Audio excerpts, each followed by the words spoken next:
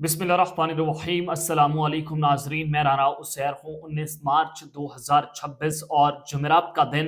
नाज़रीन इकराम, जंग का सबसे ख़तरनाक तरीन फेज़ यानी कि पहले इसराइल की तरफ से ऑयल एंड गैस की तनसीबात पर ईरान के ऊपर कल रात को अटैक हुआ और फिर उनके पावर ग्रिड स्टेशंस को अटैक किया गया, यानी कि जहां से ईरान अपनी ज़रूरत का 80% गैस सप्लाई पैदा करता है और मुल्क के 40% हिस्से की बिजली बनाता है।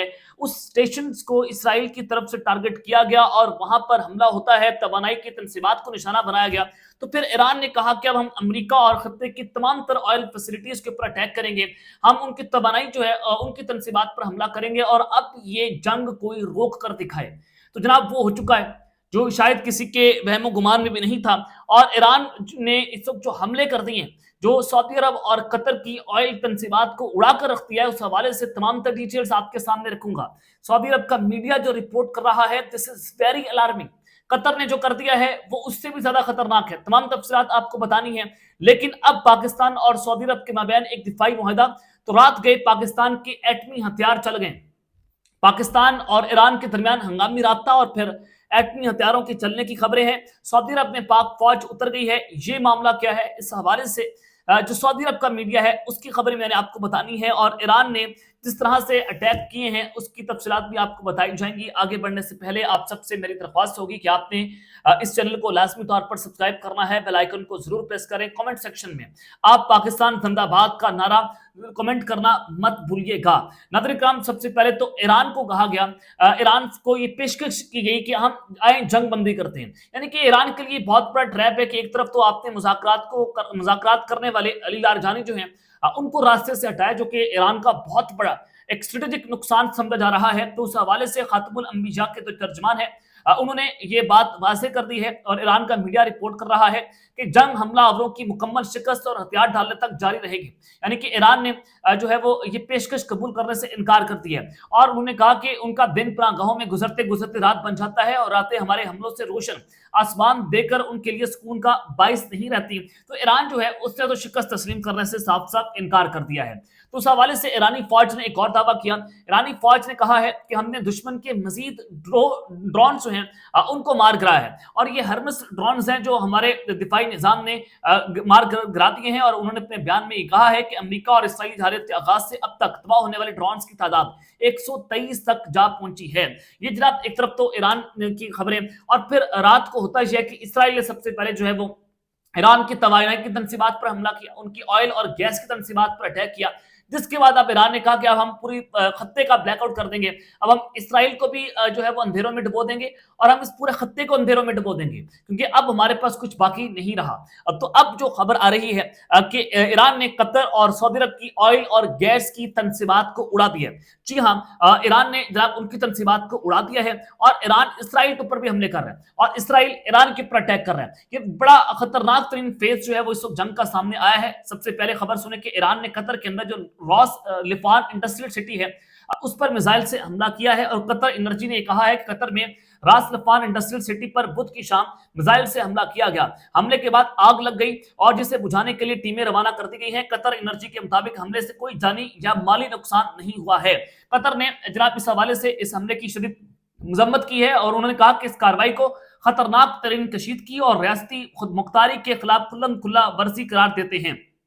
तो ये कतर जो है उसके ऊपर अटैक होता है और उसके बाद जो है सऊदी अरब में रियाज की तरफ 4 बैलिस्टिक मिसाइल ईरान ने दागे और सऊदी हुकाम ने कहा है कि हमने एक मिसाइल का टुकड़ा रियाज के जुनूब में ऑयल रिफाइनरी के करीब गिरा, जिसके नतीजे में 4 अफराद जख्मी हुए हैं। अब उनकी जो ऑयल रिफाइनरी है रियाद में उसको भी ईरान की तरफ से टारगेट किया गया और उन्होंने कहा कि हमने कुछ मिसाइल जो है उनको इंटरसेप्ट भी कर लिया है। अब इस सारी सूरत हाल के बायस गैस तनसीबात पर जो ईरान ने अब अटैक शुरू कर दिए हैं कतर में और सऊदी अरब में, उस हमले के बाद कतर ने तमाम ईरानी सफारतकारों को मुल्क बदर करने का हुक्म दे दिया और वो तमाम तर जो डिप्लोमेट्स हैं उनको अपने मुल्क से उन्होंने निकालना शुरू कर दिया है और उनको एक टाइम फ्रेम दे दिया कि आप इस वक्त तक अब हमारे मुल्क से निकल जाएं। अब ये जंग इतनी शिद्दत इख्तियार करती हुई जनाब दिखाई दे रही है और फिर उस सारी सूरत हाल के बायस आप यहाँ से भी हालात की संगीनी का अंदाजा लगाएं कि जो अरामको ऑयल रिफाइनरी है ईरान सऊदी अरबिया में, तो वो बहुत इंपॉर्टेंट है सऊदी अरबिया के लिए। तो वहां पर यूएस और सऊदी अरब के जो फाइटर जेट्स हैं उनकी हंगामी परवाजें देखी जा रही हैं। तो اس کا مطلب ہے کہ ایران نے بڑا خطرناک ترین میزائل جو ہیں وہ سعودی عرب پر داغے ہیں، جو کہ ان کا دفاعی نظام انٹرسپٹ کرنے میں ناکام رہے، اور اسی وجہ سے امریکہ اور سعودی عرب کے جو ہنگامی پروازیں ان کی فائٹر جیٹس کی وہاں پر دیکھی جا رہی ہیں، اور برطانیہ سے امریکہ کے جو B-52 بامبر سیارے ہیں ان کی ہنگامی پروازیں دیکھی گئی ہیں، اور وہ بھی ایران کے اوپر اٹیک کرنے جا رہے ہیں۔ تو یہ ایک بڑا خطرناک ترین جنگ کا مرحلہ ہے۔ تو ہو سکتا ہے کہ تمام تر جو عرب کنٹریز ہیں وہ ایران کے اوپر کوئی ریٹیلیٹری اٹیک لانچ کر دیں، کیونکہ قطر اور سعودی عرب کی طرف سے بڑی برہمی کا اس حملوں کے حوالے سے اظہار کیا جا رہا ہے کہ ہمارے اوپر یہ حملے نہیں ہونے چاہیے، اور پاسداران انقلاب نے اس حوالے سے موقف جاری کیا ہے کہ ایرانی توانائی تنصیبات پر حملے کے بعد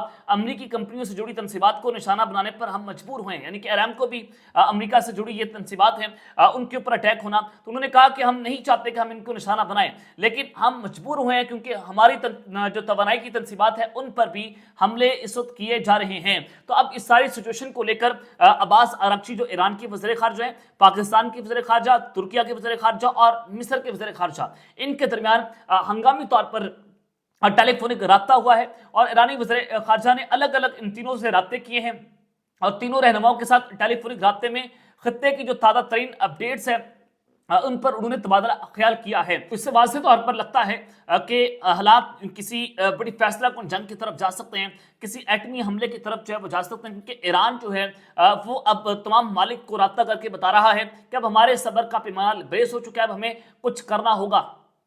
تو اب آپ کو میں جو بتا رہا ہوں کہ ایران سعودی عرب پر بڑے خطرناک حملے اگلے چند دنوں میں لانچ کرے گا، اگلے چند گھنٹوں کے اندر کر سکتا ہے، جس کو لے کر امریکہ کے جو فائٹر جیٹس ہیں وہ اریمکو کے اوپر ہنگامی طور پر پروازیں کر رہے ہیں۔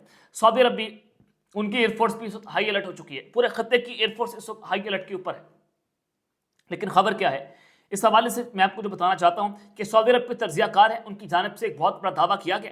انہوں نے کہا کہ پاکستان کا ایٹمی پروگرام اور دفاعی معاہدہ، اگر جنگ شروع ہوئی تو سعودی عرب اور پاکستان کے درمیان دفاعی معاہدے کو متحرک کر دیا جائے گا۔ اب یہ دفاعی معاہدہ کیا ہے؟ یعنی کہ ایک طرف تو سعودی عرب کے اندر تمام مسلم ممالک کا وزرائے خارجہ کا اہم ترین اجلاس، اور سعودی عرب اور پاکستان کے درمیان ایک دفاعی معاہدہ موجود ہے کہ ایک ملک کے اوپر حملہ دوسرے ملک کے اوپر حملہ تصور ہوگا، اور اگر جنگ شروع ہوتی ہے اور اگر عرب ممالک آج کے اس اجلاس کے اندر فیصلہ کر لیتے ہیں کہ ہم نے ایران کے اوپر اٹیک کرنا ہے، تو پاکستان جو ہے وہ کیا کرے گا؟ تو سننے کے تجزیہ کار کے مطابق پاکستان کے ایٹمی اثاثے سعودی عرب کے دفاع کے لیے استعمال ہو سکتے ہیں، پاکستان کی ایٹمی اثاثے جو ہیں وہ سعودی عرب کے دفاع کے لیے استعمال ہوں گے۔ تو یہ ایک بہت الارمنگ اور بڑی توقع خبر ہے کہ پاکستان جو ہے وہ براہ راست پھر اس جنگ کے اندر کودے گا، اور اگر پاکستان ایسا کرتا ہے تو کیا ایران پاکستان کے اوپر اٹیک کرے گا؟ اللہ نہ کرے ایسا، اور پاکستان کو اس جنگ کے اندر شامل نہیں ہونا چاہیے، کیونکہ جب پاکستان اور بھارت کی جنگ تھی تو اس وقت بھی پاکستان اور سعودی عرب کے مابین دفاعی معاہدہ موجود تھا۔ تو کیا سعودی عرب نے انڈیا کے اوپر اٹیک کر دیا تھا؟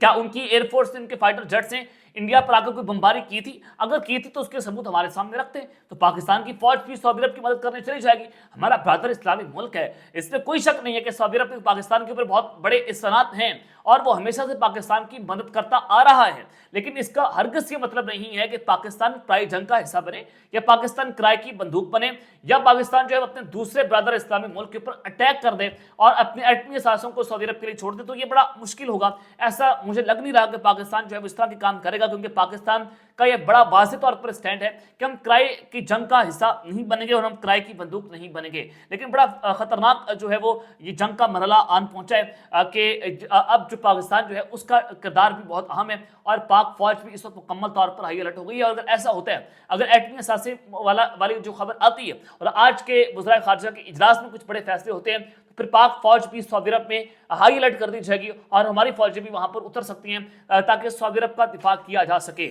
اب تک کے لیے اتنا ہی، اپنا خیال رکھیے گا، اور اس چینل کا اپنے لازمی طور پر خیال رکھنا۔ لانے کے بعد پاکستان زندہ باد۔